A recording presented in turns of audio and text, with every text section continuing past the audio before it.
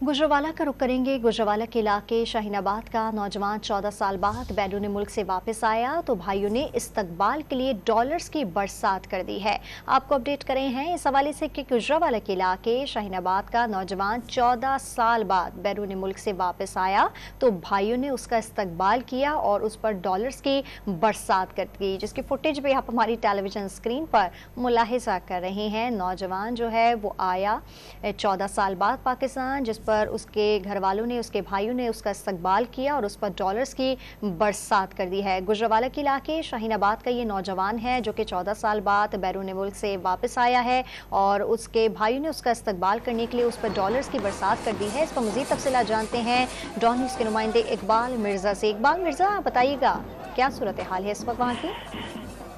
जी, 14 साल बाद जो है ये बेटा जब अपने इलाके शाहीनाबाद में पहुंचा तो इसका शानदार इस्तकबाल किया गया और बैरून मुल्क से वापस लौटने पर नौजवान पर भाइयों ने डॉलरों की बरसात कर दी।